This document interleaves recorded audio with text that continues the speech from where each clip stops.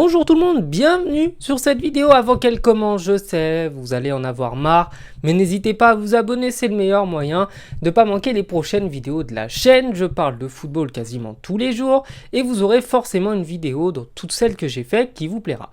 Bref, aujourd'hui on va parler du meilleur championnat du monde, du moins le plus divertissant, le plus marrant. Il s'agit évidemment de l'Arabie Saoudite et comme vous l'avez vu dans le titre, ce week-end on a eu le droit à un but refusé, mais alors littéralement pas de n'importe quelle manière.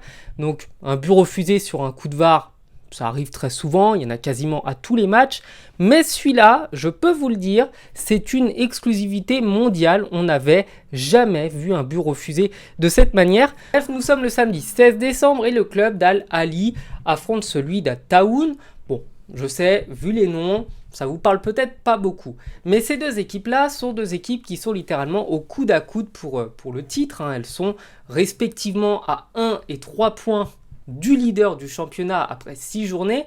D'autant qu'avec l'arrivée massive d'énormément de grands joueurs, ce championnat, il a quand même beaucoup de valeur et il serait pas du tout ridicule, je pense, dans un championnat européen. À ce moment-là, on joue la 91e minute, il y a 3 buts partout entre les deux clubs qui se neutralisent, avec notamment un but d'Alan Saint-Maximin, mais je reviendrai dessus un petit peu après. Et pour être encore plus précis, quelques secondes avant, le club d'At-Taoun venait d'égaliser et l'arbitre, sur le coup, avait validé le but.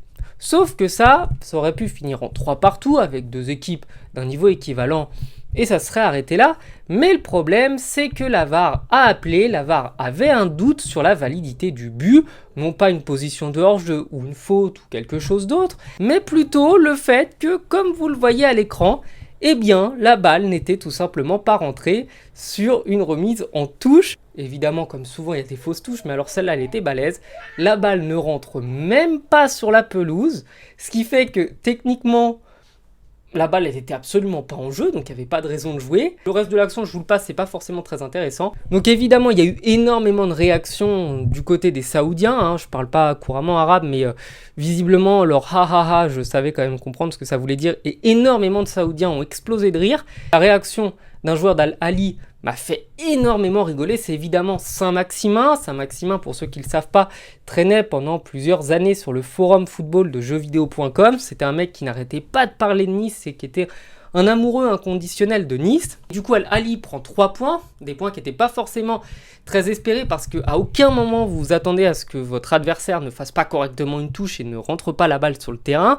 Donc, bon, il y avait quand même 3-2 autrement, mais ça leur fait 3 points de plus. Pour le club d'Al Ahly, ça fait 1 point perdu. Et donc, les conséquences sur le classement, c'est que Al Ahly repasse devant le club d'At-Taoun.